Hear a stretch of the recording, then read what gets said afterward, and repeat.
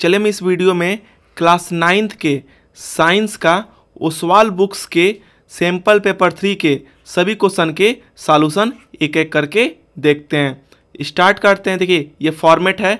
इसके पहले मैं इस साइंस के सैम्पल पेपर फर्स्ट और सेकंड का सॉल्यूशन डाल चुका हूं, आप उसको प्लेलिस्ट में देख सकते हैं। देखिए मैं फॉर्मेट बता दूं आपको हल्का सा। ये जो पेपर है 4 सेक्शन में बटा हुआ है, section A, section B, section C और सेक्शन डी। सेक्शन ए में एमसीक्यू क्वेश्चन है, इसमें 1 से 20 तक क्वेश्चन है और ये एक एक नंबर के हैं। सेक्शन बी में 21 to 26 क्वेश्चन है, ये 2-2 नंबर के क्वेश्चन है। सेक्शन सी में 27 to 34 क्वेश्चन है, ये 3-3 नंबर के क्वेश्चन है। वही सेक्शन डी में 35 to 37 नंबर के क्वेश्चन है और ये 5-5 नंबर के ये क्वेश्चन है। चलिए स्टार्ट करते हैं फर्स्ट क्वेश्चन से। फर्स्ट क्वेश्चन देखिए क्या है, which type of object is suppose to possess energy. Object कैसी चाहिए, कैसी ऑब्जेक्ट होनी चाहिए ताकि हम उस पर एनर्जी लगा सकें। देखिए अगर हम ऑब्जेक्ट यहाँ पे फोर्स लगा रहे हैं, अगर यहाँ पे ये मूव करे तभी वर्क डन होता है ना, तो पूछ रहा है कि कैसा ऑब्जेक्ट होना चाहिए। तो ऑब्जेक्ट जो है वो उसके पास ऐसा होना चाहिए कि वो वर्क कर सके, उसी पे हम प्रोसेस एनर्जी कर सकते हैं। तो इसका डेफिनेशन क्या हो जाएगा कि एन ऑब्जेक्ट, मतलब इसका आंसर क्या हो जाएगा, एन ऑब्जेक्ट पूछ रहा है कैसा ऑब्जेक्ट ना, तो an object having a capacity. Object के पास होना चाहिए capacity to do work. Object के पास होना चाहिए capacity to do work. Is said to possess energy. Possess energy. देखिए कोई भी ऑब्जेक्ट है उसके पास अगर इतनी कैपेसिटी है कि वो उस पर हम काम कर सके तभी हम उस पर एनर्जी प्रोसेस कर सकते हैं। यही इसका आंसर हो जाएगा। नेक्स्ट क्वेश्चन देखिए सेकंड है, write the SI unit of weight. Weight का एसआई यूनिट क्या होता है, वेट का एसआई यूनिट न्यूटन होता है। चलिए देखते हैं अब हम नेक्स्ट क्वेश्चन को। एक एक नंबर के तो इसको डायरेक्टली आपको करना है। नेक्स्ट क्वेश्चन देखिए थर्ड, इसमें से बताना है आपको कि कौन सा इसमें सही है एलिमेंट के लिए। तो देखिए इसमें फर्स्ट है, atomic number is equal to number of proton और नंबर ऑफ इलेक्ट्रॉन। गलत। एटॉमिक नंबर क्या होता है, प्रोटॉन या इलेक्ट्रॉन के संख्या को क्या बोलते हैं, ये बीच में प्लस नहीं आएगा, इक्वल टू आएगा। एटॉमिक नंबर जितने इलेक्ट्रॉन होते हैं उसी को एटॉमिक नंबर बोलते हैं, या फिर जितने प्रोटॉन होते हैं उसको एटॉमिक नंबर बोलते हैं। फर्स्ट ऑप्शन गलत हो जाएगा। मास नंबर प्रोटॉन और न्यूट्रॉन के संख्या को बोलते हैं, सही बात है। मास नंबर क्या होता है, number of proton plus number of neutron को क्या बोलते हैं, मास नंबर होता है। फिर ये देखिए एटॉमिक नंबर ऑफ प्रोटॉन के इक्वल होता है और नंबर ऑफ न्यूट्रॉन, गलत, नंबर ऑफ न्यूट्रॉन के नहीं, नंबर ऑफ प्रोटॉन या फिर नंबर ऑफ इलेक्ट्रॉन, तो ये भी क्या हो जाएगा, गलत हो जाएगा। फोर्थ ऑप्शन देखिए एटॉमिक नंबर ऑफ प्रोटॉन और नंबर ऑफ इलेक्ट्रॉन, सही है। तो इसमें देखिए सेकेंड और फोर्थ ऑप्शन सही है, तो कौन सा ऑप्शन सही हो जाएगा, थर्ड का इसमें डी वाला ऑप्शन सही हो जाएगा। चलिए देखते हैं अब हम नेक्स्ट क्वेश्चन को। नेक्स्ट क्वेश्चन देखिए क्या है, which of the following are physical changes. आपको बताना है इसमें से कि कौन से इसमें फिजिकल चेंज है। मेल्टिंग ऑफ आयरन मेटल, सही बात है, मेल्ट करने वाली ये फिजिकल चेंज है। रस्ट नहीं है, जब मूर्छा लगेगा, रस्टिंग होगी तो वहाँ कोरोजन होगा, तो ये फिजिकल चेंज नहीं, ये केमिकल चेंज है। बेंडिंग ऑफ आयरन रॉड, सही बात है, लोहे को गर्म कर देंगे फिर उसको सीधा कर देंगे, ठंडा करके फिर गर्म करके उसको टेढ़ा कर सकते हैं, तो होगा। Drawing of wire from iron metal, लोहे के ओर से अगर ये वायर निकाल रहे हैं तो ये भी क्या हो जाएगा, फिजिकल चेंज, क्योंकि इसको फिर मेल्ट करके फिर इसके स्टेट में ला सकते हैं। तो फर्स्ट, थर्ड और फोर्थ किसमें सही है, फर्स्ट, थर्ड और फोर्थ का इसमें सी ऑप्शन सही हो जाएगा। नेक्स्ट क्वेश्चन चलिए देखते हैं। नेक्स्ट क्वेश्चन देखिए क्वेश्चन नंबर 5 क्या है, What is the function of cutin, the waxy substance present in the epidermis of desert plant? रेगिस्तान का, जैसे देखिए इसका मैं फिगर दिखा दूँ आपको। रेगिस्तान में आपको ये आप डिजर्ट एरिया में आपको ये फोटो देखने को कॉमन मिलता होगा, कैक्टस नाम है इसको, नागफनी बोलते हैं। इसमें बोल रहा है कि जो क्यूटिन होता है वैक्सी सब्सटेंस, देखिए बाहर की सब्सटेंस होती है ना, ये चिपचिपा टाइप का होता है। इसका क्या काम होता है, देखो एपिडर्मिस ऑफ डिजर्ट प्लांट, जो भी रेगिस्तान के पौधे होते हैं, जैसे ये हो गया कैक्टस हो गया, इसकी बाहर की जो ये लेयर है ये चिपचिपा क्यों होता है। देखिए रेगिस्तान में जो डिजर्ट एरिया है वहाँ पे बारिश बहुत कम होती है, पानी कम होता है और हम जानते हैं कि प्लांट जो है ट्रांसपीरेशन प्रोसेस के द्वारा, देखो प्लांट जो है जब फोटोसिंथेसिस करता है तो देखिए स्पेलिंग गलत हो गया, ट्रांसपीरेशन प्लांट जो है ट्रांसपीरेशन प्रोसेस के द्वारा वाटर लूज करता है, पानी को खोता है। तो डिजर्ट में तो पानी की खुद ही कमी है, तो पानी को न खोए, कम खोए, इसीलिए इसकी लेयर जो है मोटी रहती है, पत्ती भी नहीं होती। देखिए ये लेयर मोटी होती है एपिडर्मिस की, और ये वैक्सी टाइप का होता है, ये थोड़ा मोम टाइप का होता है ताकि पानी की लॉस कम हो। तो पूछ रहा है ना, ये क्यूटिन जो वैक्सी सब्सटेंस है एपिडर्मिस बाहरी लेयर में डिजर्ट प्लांट का, इसका क्या काम है?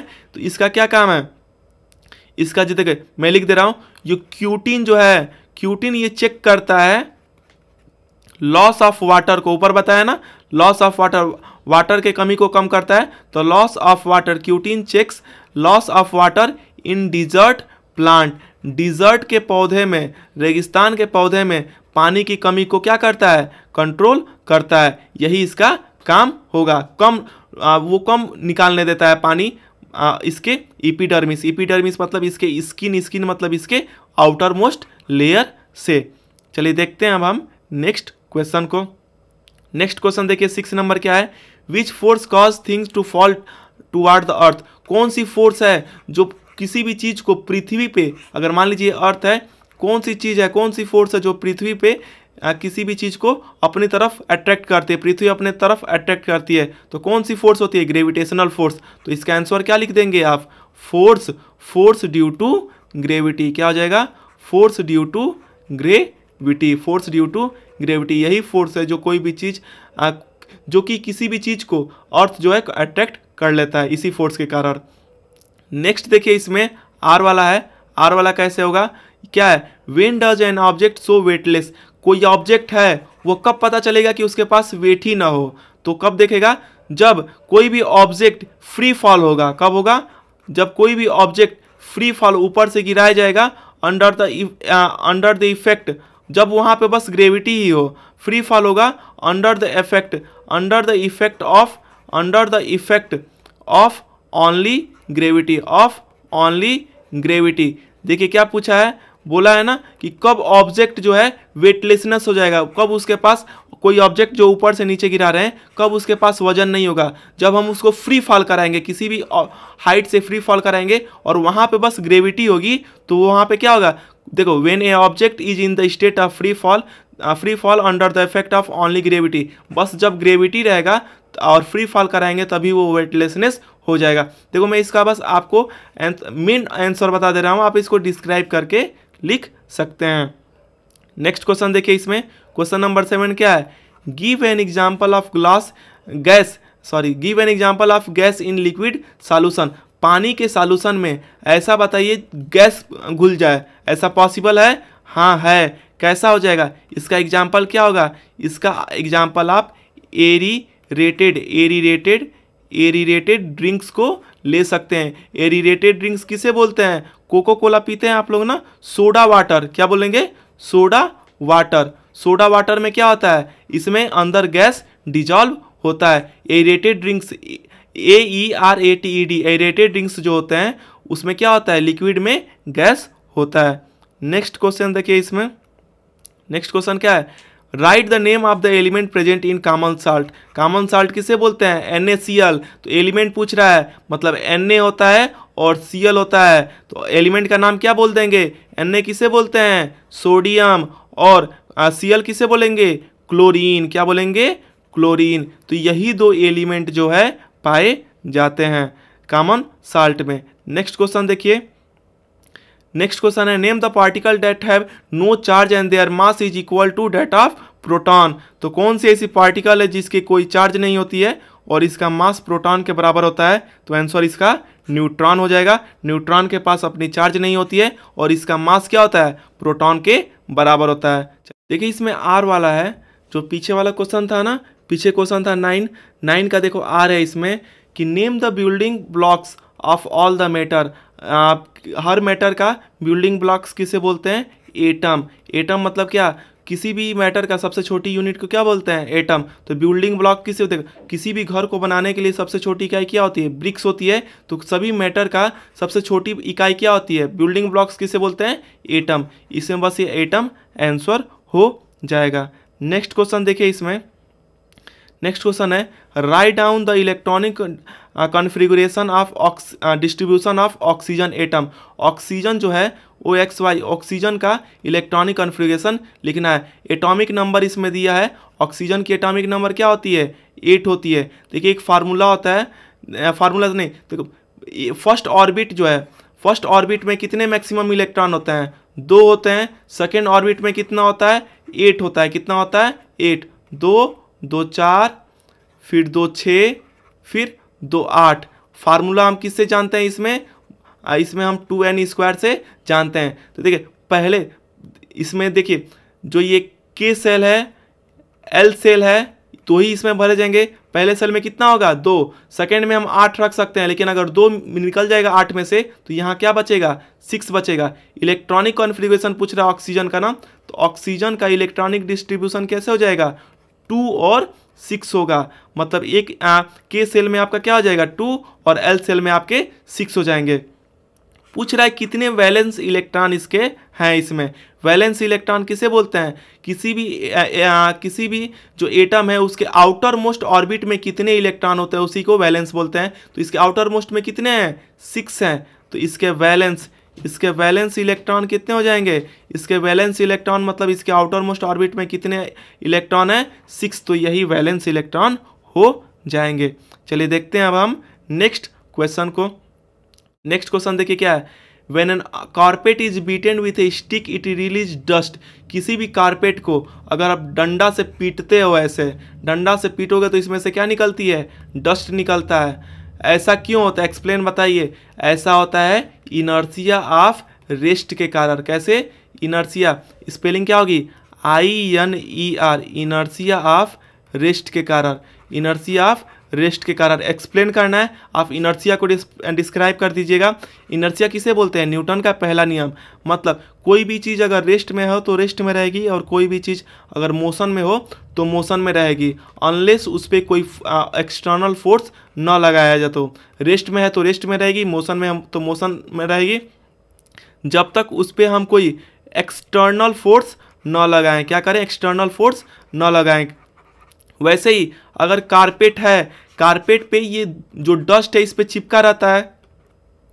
जब हम इस पे एक्सटर्नल फोर्स लगाते हैं तो ये डस्ट जो रेस्ट में है वो रेस्ट ही में रहता है। कारपेट तो अपनी जगह से इधर उधर मूव करता है, डस्ट जो है रेस्ट में रहता है, तो रेस्ट में होने के कारण वो क्या करता है? नीचे गिर जाता है। तो यहाँ पे क्या होता है? यहाँ पे रीजन क्या होगा? Inertia of rest.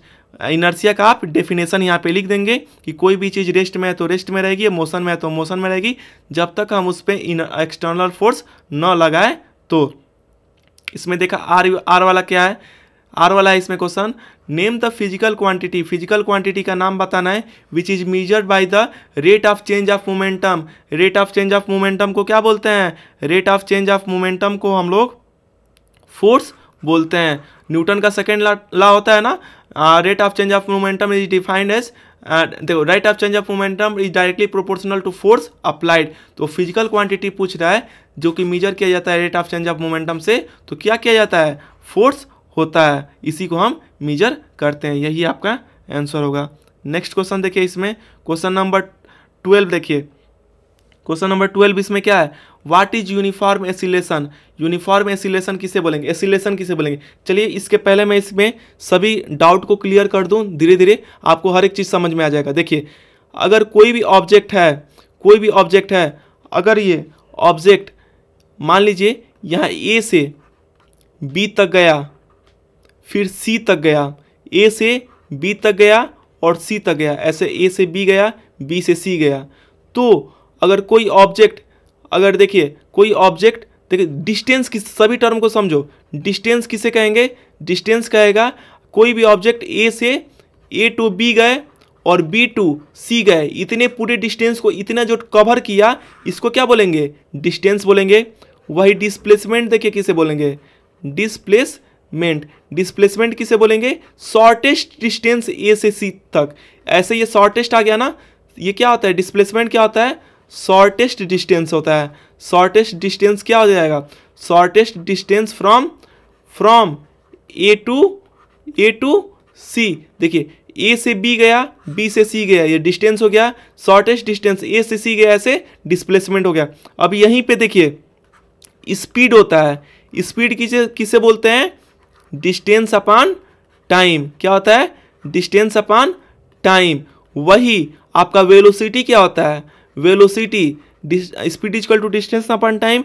वेलोसिटी क्या होती है, यही जो आप बताएं ऊपर ना, डिस्प्लेसमेंट अपॉन टाइम। क्या होता है, डिस्प्लेसमेंट अपॉन टाइम।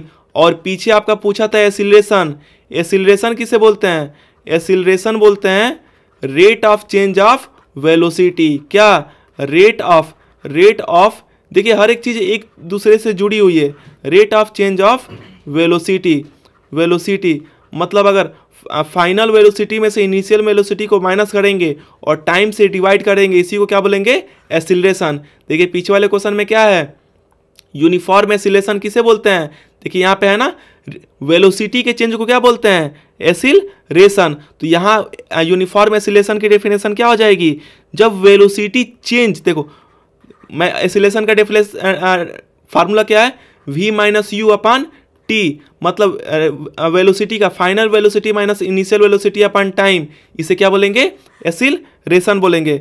मतलब यहाँ पे यूनिफॉर्म एसिलेशन किसे बोलेंगे, अगर वेलोसिटी इंक्रीज करे, देखिए वेलोसिटी इंक्रीज करे या फिर डिक्रीज करे, वेलोसिटी इंक्रीज करे या फिर डिक्रीज करे बाई इक्वल, देखिए बाई इक्वल अमाउंट, एक इक्वल अमाउंट में वेलोसिटी इंक्रीज या डिक्रीज करना चाहिए in equal interval of time, in equal interval of time. देखिए इस फार्मूले से ही है, इस फार्मूला है ना, वेलोसिटी इंक्रीज या डिक्रीज करे v माइनस यू, और ये इक्वल इंटरवल ऑफ टाइम में होना चाहिए। वेलोसिटी इंक्रीज या डिक्रीज करे इक्वल अमाउंट में और इक्वल इंटरवल ऑफ टाइम, उसी को क्या बोलेंगे, यूनिफॉर्म एसिलरेशन। ये मैं डेफिनेशन से इसको डिराइव कर दिया, आप इसको भी आप नोट डाउन कर सकते हैं। चलिए देखते हैं अब हम नेक्स्ट क्वेश्चन। नेक्स्ट क्वेश्चन है ना, what indicate the motion of earth. आपको कैसा पता चलता है कि अर्थ जो है, पृथ्वी जो है घूम रही है, तो कैसे पता चलता है, ये तो सिंपल सी चीज़ है। हम देखते हैं नाइट होता है, रात होती है, उसके बाद क्या होता है, दिन होती है। तो डे और नाइट का होना ही, डे और नाइट का होना ही क्या बताता है कि अर्थ क्या करती है, मोशन में है। आप इसको अच्छे से लिख सकते हैं कि phenomena of day and night indicate the motion of earth. जो फिनोमिना, जो डे और नाइट होती है, इसी के फिनोमिना ये क्या डिनोट करता है कि अर्थ क्या करती है, मूव करती है। नेक्स्ट क्वेश्चन देखिए, इसमें नेक्स्ट क्वेश्चन है 13। ये आपका न्यूमेरिकल है, देखिए कैसे करेंगे। If the heater work 60 joule in 1 minute, देखिए क्या दिया हुआ है, आपका दिया है वर्क डन, दिया है वर्क डन कितना दिया है, 60 जूल दिया है। फिर टाइम दिया आपका, टाइम है आपका 1 मिनट, 1 मिनट में कितना सेकेंड हो जाएगा, 60 सेकेंड हो जाएगा। आपका पावर निकालना है, पावर कैसे निकालते हैं, power equal to W upon T होता है। W क्या हो गया आपका 60 और टाइम क्या हो जाएगा 60, मतलब इसको कट कर देंगे तो आ गया 1, तो आपका क्या हो जाएगा, पावर जो है आपका 1 वाट जो है, इसका ये आंसर हो जाएगा। चलिए देखते हैं अब हम नेक्स्ट क्वेश्चन को। Find out the correct sentence. आपको सेंटेंस जो है इसमें चारों ऑप्शन में बताना है कि कौन सा इसमें सही है। ए ऑप्शन देखिए, इंजाइम पैक्ड इन लाइसोसोम, जो इंजाइम लाइसोसोम में पैक होते हैं वह बने हुए रहते हैं रफ इंडोप्लाज्मिक रेटिकुलम से। क्या ये सही है, तो ये जो ये 14 का ए है ये सही लग रहा है। फिर देखिए इसमें नेक्स्ट और देखिए कि बी सी डी गलत क्यों, ये तो सही है। फिर आगे देखिए रफ इंडोप्लाज्मिक रेटिकुलम जो है और स्मूथ इंडोप्लाज्मिक रेटिकुलम जो है, तो रफ लिपिड और प्रोटीन रेस्पेक्टिवली बनाते हैं। बोल रहा है कि रफ इंडोप्लाज्मिक रेटिकुलम क्या बनाता है, ये बोल रहा है लिपिड बनाता है। वही जो स्मूथ इंडोप्लाज्मिक रेटिकुलम है, यह क्या बनाता है, स्मूथ इंडोप्लाज्मिक रेटिकुलम जो है वह प्रोटीन बनाता है। ये दरअसल गलत है, ये उल्टा दे दिया है। रफ किसको बनाता है? रफ इंडोप्लाज्मिक रेटिकुलम बनाता है प्रोटीन को, वही स्मूथ इंडोप्लाज्मिक रेटिकुलम किसे बनाता है? लिपिड को बनाता है। तो बी वाला गलत हो गया। सी वाला देखिए, इंडोप्लाज्मिक रेटिकुलम जो है यह related to the destruction of plasma membrane. बोल रहा है कि इंडोप्लाज्मिक रेटिकुलम जो है ये प्लाज्मा मेम्ब्रेन जो होता है, प्लाज्मा मेम्ब्रेन को डिस्ट्रॉय कर देता है। ऐसा होता है कि ये डिस्ट्रॉय करता है, गलत बात है। जो इंडोप्लाज्मिक रेटिकुलम है ये क्या होता है? ये बिल्डिंग करता है, ये बनाता है किसको? बिल्डिंग ऑफ सेल मेम्ब्रेन को। ये मेम्ब्रेन को बनाता है, सेल मेम्ब्रेन को बनाता है। इसमें बोल रहा है कि नहीं, ये प्लाज्मा मेम्ब्रेन को डिस्ट्रॉय कर देता है, तो ये गलत हो जाएगा। क्यों? क्योंकि ये प्लाज्मा मेम्ब्रेन को बनाने का काम करता है, इसमें डिस्ट्रॉय वाला दिया है। नेक्स्ट देखिए, इसमें डी वाला क्या है? Nuclide is present inside the nucleoplasm of eukaryotic nucleus. बोल रहा है कि न्यूक्लियाइड कहाँ प्रेजेंट होता है? यूकैरियोटिक न्यूक्लियस के अंदर पाया जाता है, न्यूक्लियोप्लाज्म में। गलत है। क्यों? क्योंकि न्यूक्लाइड की अगर मैं डेफिनेशन बताऊं, देखिए न्यूक्लाइड किसे बोलते हैं? न्यूक्लाइड किसे बोलते हैं? न्यूक्लाइड एक ऐसा अनडिफाइंड रीजन होता है। देखो, nucleoid is undefined region. Nucleoid क्या होता है? न्यूक्लाइड जो है अनडिफाइंड रीजन है, अनडिफाइंड न्यूक्लियर रीजन है। न्यूक्लाइड जो है अनडिफाइंड न्यूक्लियर रीजन है, जो कि साइटोप्लाज्म में पाया जाता है। इन द साइटोप्लाज्म में पाया जाता है of prokaryotic cell, of prokaryotic cell. Prokaryotic cell में अनडिफाइंड रीजन क्या है? ये आपका न्यूक्लियाइड है। लेकिन यहाँ पे क्या बोल रहा है कि न्यूक्लियाइड जो है यूकैरियोटिक न्यूक्लियस में पाया जाता है अंदर, तो गलत है। ये प्रोकैरियोटिक सेल में पाया जाता है और ये अनडिफाइंड रीजन होता है साइटोप्लाज्म में। ये भी गलत है। सही क्या है? सही ऑप्शन ए है। इंजाइम जो है ये पैक्ड इन, ये लाइसोसोम में पैक्ड होता है, और ये कौन बनाता है इनको? रफ इंडोप्लाज्मिक रेटिकुलम यही बनाता है। चलिए देखते हैं हम नेक्स्ट क्वेश्चन को। नेक्स्ट क्वेश्चन देखिए क्या है। ये देखिए आपके एसर्शन और रीजन वाले आ गए आप क्वेश्चन 15, 16, 17। 3 क्वेश्चन आपको एसर्शन एंड रीजन वाले हैं।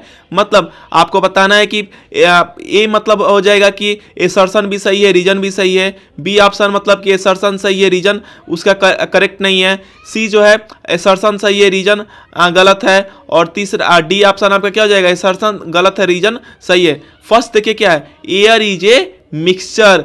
क्या एयर मिक्सचर होता है?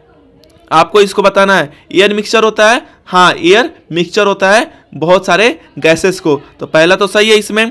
फिर देखिए इसमें क्या है, air can be separated into the constituent like.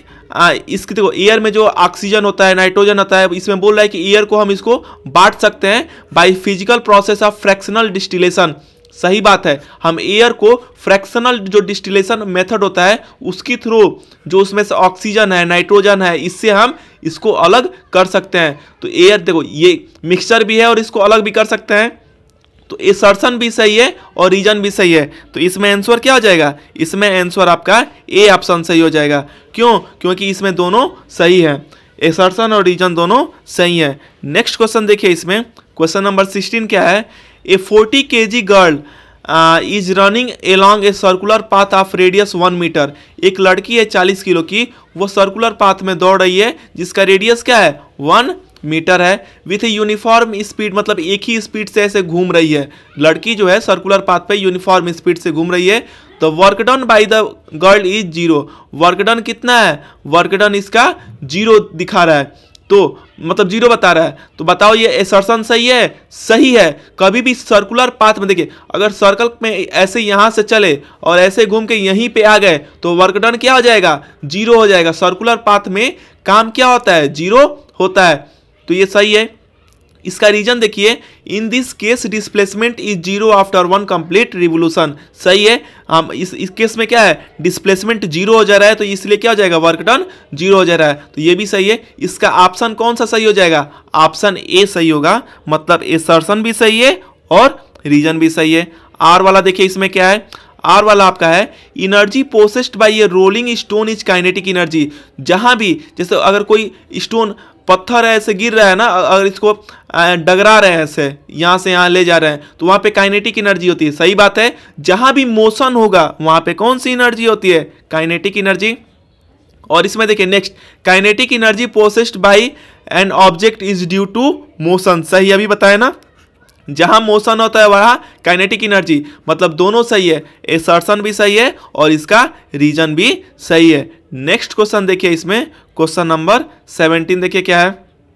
Question number 17 देखिए, इसमें है क्लोरोप्लास्ट परफॉर्म फोटोसिंथेसिस। सही बात है, क्लोरोप्लास्ट क्या होता है, ये फोटोसिंथेसिस परफॉर्म करता है। क्लोरोप्लास्ट के अंदर क्या होता है, क्लोरोफिल होती है, तो क्लोरोफिल के वजह से ये फोटोसिंथेसिस होती है, तो क्लोरोप्लास्ट परफॉर्म करता है फोटोसिंथेसिस, तो ये क्या है, ये सही है। नेक्स्ट इसमें देखिए रीजन क्या है, क्लोरोप्लास्ट कंप्राइज फोटोसिंथेसिस पिगमेंट, सही है, ग्रीन कलर की पिगमेंट पाई जाती है जिसे हम क्लोरोफिल बोलते हैं, क्लोरोप्लास्ट के अंदर पाया जाता है ग्रीन कलर की पिगमेंट। ग्रीन कलर की पिगमेंट जो होती है उसे हम क्या बोलते हैं, जो ग्रीन कलर की पिगमेंट होती है उसे हम क्लोरोफिल बोलते हैं। क्या बोलते हैं, क्लोरोफिल। और ये जो है आपका फोटोसिंथेसिस का पिगमेंट है, इसी के वजह से क्लोरोप्लास्ट जो है फोटोसिंथेसिस करता है। तो मतलब ए भी सही है, एसर्शन भी सही है और रीजन भी सही है, तो ऑप्शन इसमें क्या हो जाएगा, ऑप्शन इसमें ए आपका हो जाएगा। चलिए देखते हैं हम नेक्स्ट क्वेश्चन। देखो ये तीन ही क्वेश्चन थे आपके एसर्शन एंड रीजन वाले, 15, 16, 17। अब देखते हैं नेक्स्ट क्वेश्चन को। 18 to 20 ये 5 इसमें सब पार्ट हैं, 5 इसमें पार्ट है। देखिए एक पार्ट यहाँ पे है और आपका ये चार पार्ट आपका यहाँ पे है।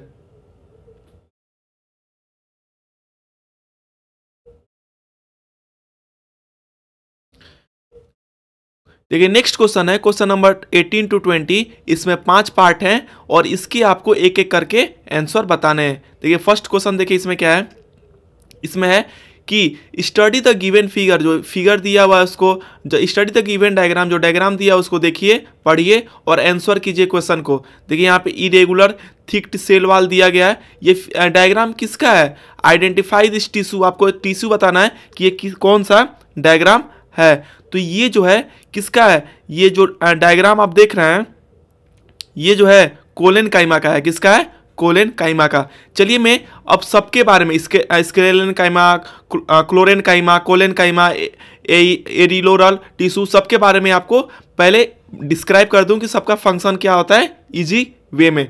देखिए हम जानते हैं, देखो हम जानते हैं परमानेंट टिश्यू में पैरेनकाइमा होता है।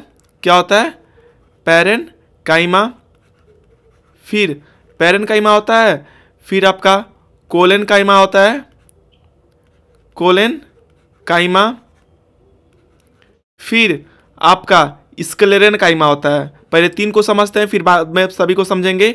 स्क्लेरेनकाइमा ये होता है, देखिए आप जब नीम का दातुन किए होंगे, नीम जो पेड़ है इसका दातुन किए होंगे, तो देखिए क्या होता है, अगर दातुन ऐसे है, ये जैसे नीम की टहनी है, दातुन है जिसको आप करते हैं, ब्रश करते हैं, तो देखो ऊपर जो है हरी रंग की क्या होती है, कवर होती है, हरी रंग की पतली सी लेयर होती है ना, जो ऊपर जो हरी कलर की जो कवर होती है, जो सॉफ्ट जो होता है, जो सॉफ्ट चीज़ दातुन का छिलका होता है, सॉफ्ट क्या होता है, जो जैसे दतवन बोलते हैं, जो दातुन का छिलका होता है, ऊपर जो छिलकी होती है, मतलब जब पेड़ पौधे में जो ऊपरी छिलका जो होता है, ऊपरी जो उसकी मेम्ब्रेन बोलेंगे, जो ग्रीन कलर का होता है, ऊपरी एकदम सॉफ्ट वाला चीज होता है, उसे हम पैरेनकाइमा बोलते हैं। वही जब सॉफ्ट छिलका थोड़ा सा और हार्ड हो जाए, जो दतवन आप लोग करते हो, दतवन के ऊपर वाला पोर्शन क्या हो जाएगा, पैरेनकाइमा, और जब ये दतवन थोड़ा सा हार्ड हो जाएगा जिसको आप करने लगते हैं,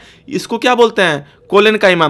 कोलेनकाइमा क्या होता है, कोलेनकाइमा जो है इसमें थोड़ा सा लचीला आ जाता है, क्या आ जाता है, फ्लेक्सिबिलिटी आ जाती है। क्या आ जाती है, फ्लेक्सिबिलिटी। और ये भी जो है ये क्या होता है, जो कोलेनकाइमा है ये आपका इसमें ये भी ग्रीन कलर का होता है। वही स्क्लेरेनकाइमा, जब यही दतवन जब हार्ड हो जाए, मोटा हो जाए, सिल्ली टाइप का हो जाए, तो वो क्या हो जाता है वहाँ पे, स्क्लेरेनकाइमा। ध्यान से देखिए, जब ऊपर की किसी भी कोई भी, अगर मान लीजिए कोई भी पेड़ है, यहाँ से जो ब्रांच निकली, जो ऊपर की ग्रीन कवर है आप हल्की सी, वो पैरेनकाइमा है।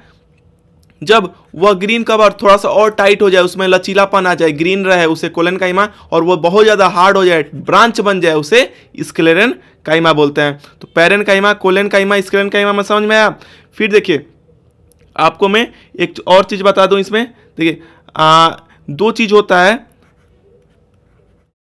एरिओलर एरियोलर टिश्यू, पहले इसके बारे में देखिए, एरियोलर टिश्यू किसे बोलते हैं।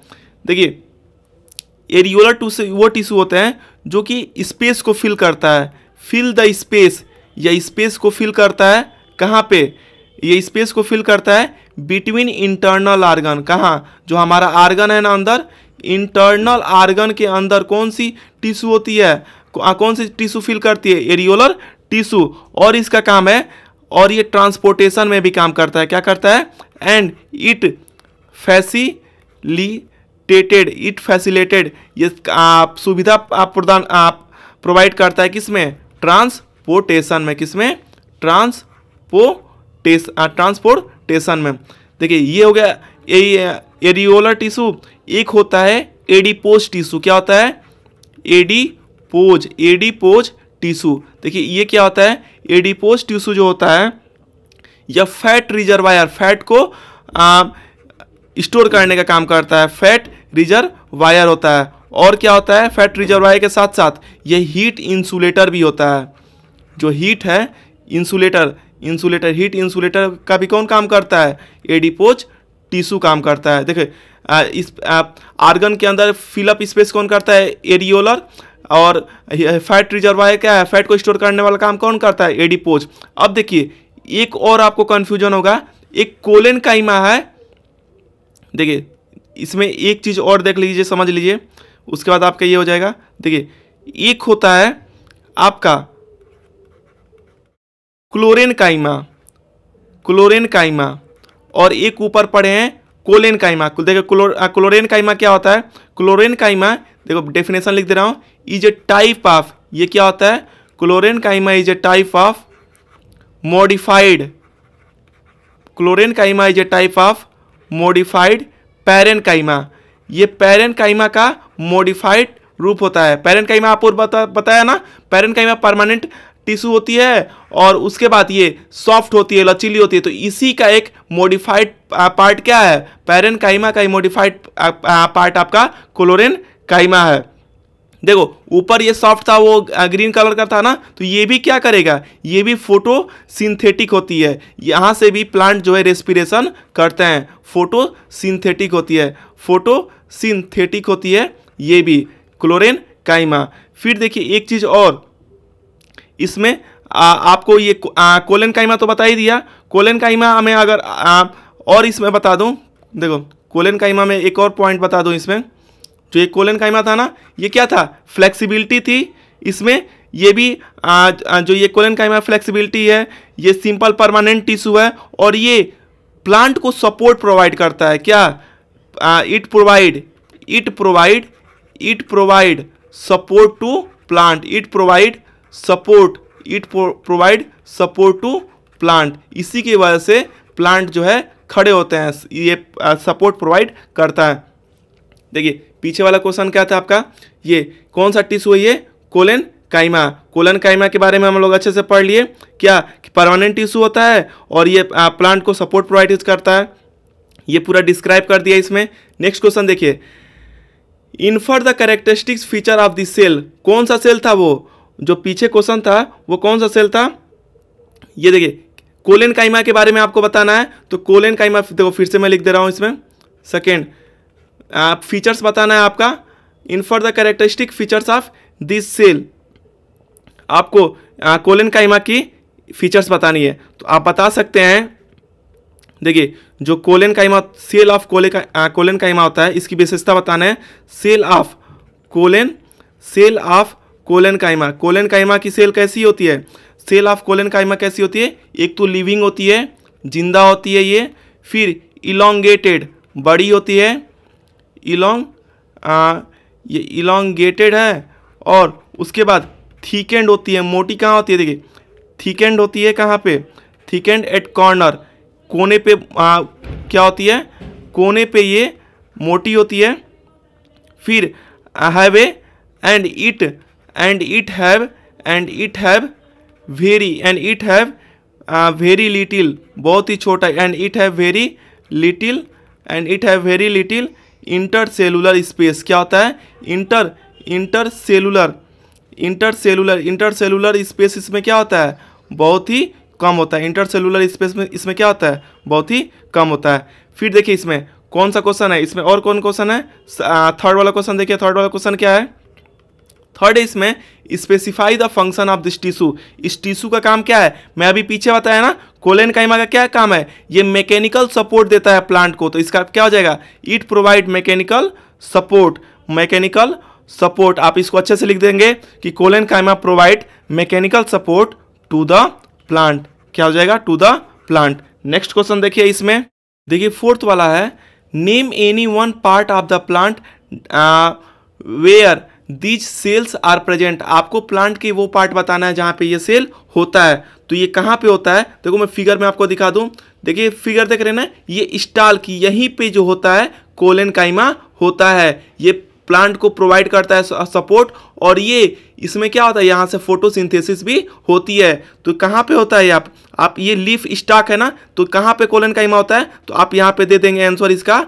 LEAF लीफ, और ये स्टाल्क, लीफ स्टाल्क के पास ही, लीफ स्टाल्क के पास ही कोलेनकाइमा पाया जाता है। चलिए देखते हैं अब हम नेक्स्ट क्वेश्चन को। ये तो हो गया लीफ स्टाल्क, क्या हो गया, लीफ स्टाल्क हो गया।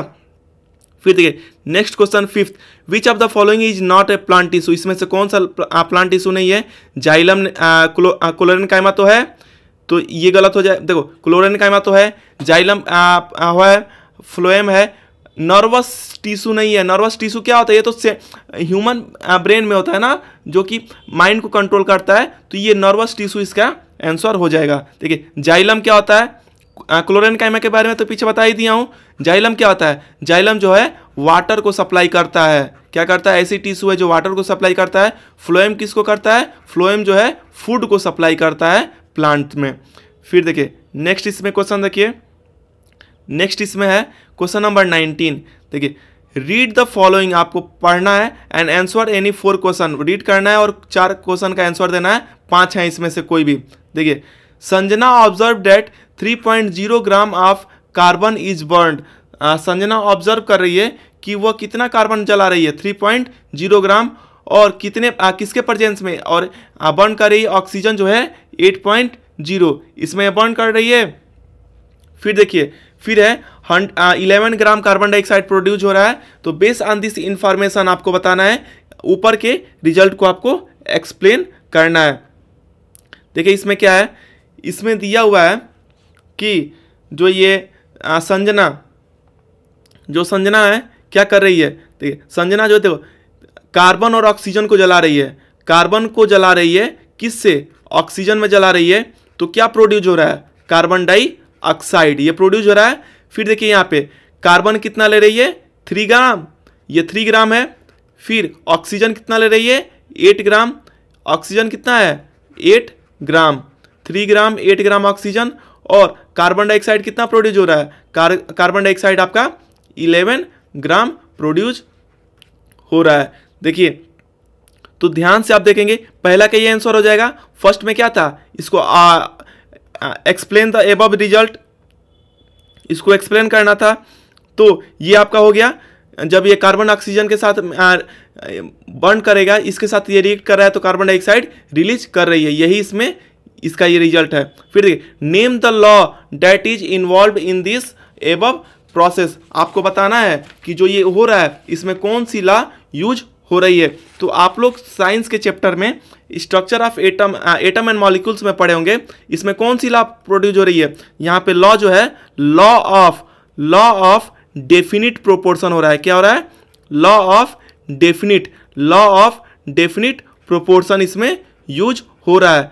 आप पढ़े हैं कि देखिए जैसे मान लीजिए वाटर ले लिए, पानी ले लिए, पानी का कहीं भी कंपोजिशन लेंगे तो हाइड्रोजन के 2 एटम होंगे, ऑक्सीजन के एक एटम होंगे, तो कंपाउंड का खेला गया। यहाँ पे कार्बन डाइऑक्साइड कंपाउंड है ना, कंपाउंड जहाँ भी आ जाता है वहाँ पे डेफिनिट प्रोपोर्शन में हर एक चीज़ केमिकली बटे रहते हैं।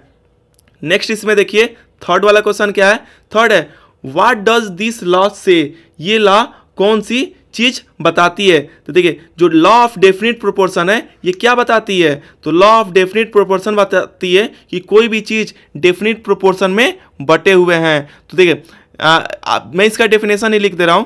लॉ ऑफ डेफिनिट प्रोपोर्शन क्या बताती है, ये बताती है कि ऑल प्योर ऑल प्योर, जितने भी प्योर सैंपल्स हैं कंपाउंड के, all pure samples of compound, जितने भी कंपाउंड के सैंपल्स हैं प्योर, वो क्या करते हैं, कंटेन, इसके अंदर होता है कंटेन द, ये कंटेन करते हैं क्या, सेम एलिमेंट, सेम एलिमेंट रखते हैं, same element combined together, combined together, combined together in the, combined together in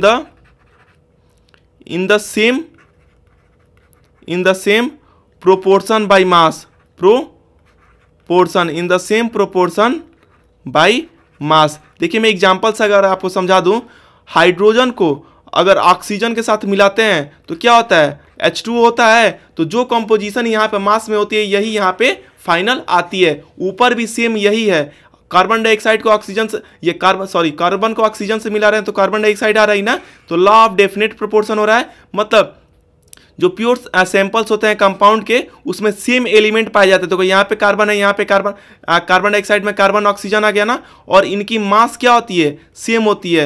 reactant और प्रोडक्ट में क्या होती है, मास सेम होती है।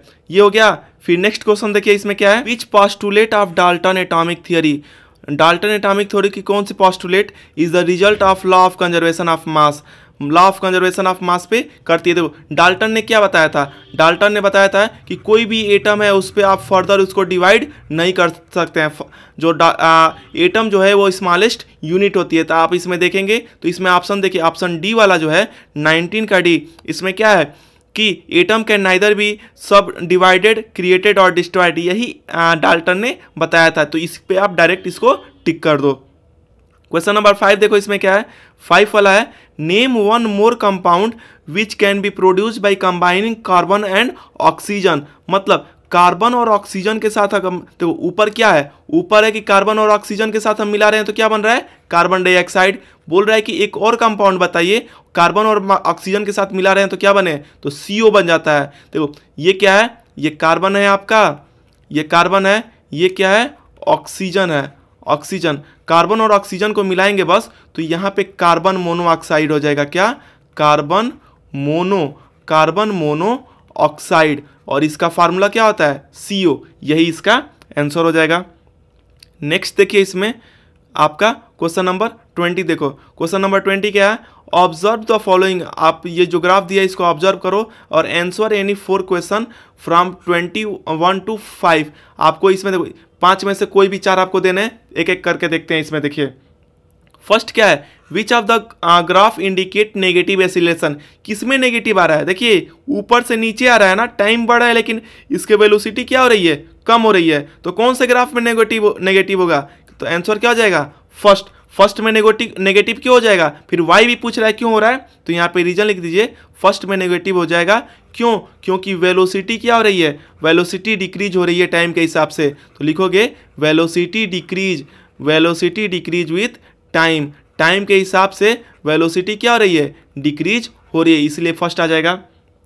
सेकेंड देखिए क्या है, व्हाट डू यू इन्फर, क्या आप करते हैं, from the graph where velocity time graph is parallel to time line.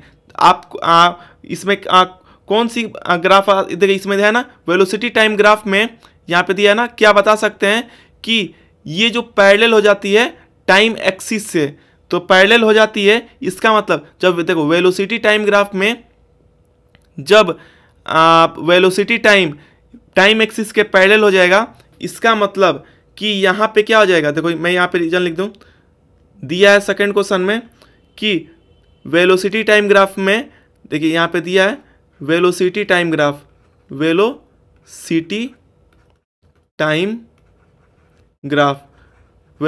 Time graph में जब पैरेलल हो जाए एक्सिस के, पैरेलल हो जाए क्या, एक्सिस से, इसका मतलब क्या होता है, जब पैरेलल हो जाएगी तो इसका मतलब ये होता है कि वेलोसिटी क्या हो जाएगी, जब पैरेलल हो जाएगी तो वेलोसिटी क्या हो जाएगी, कांस्टेंट। वेलोसिटी क्या हो जाएगी, कांस्टेंट, मतलब सेम होगा, ना बढ़ेगा ना घटेगा।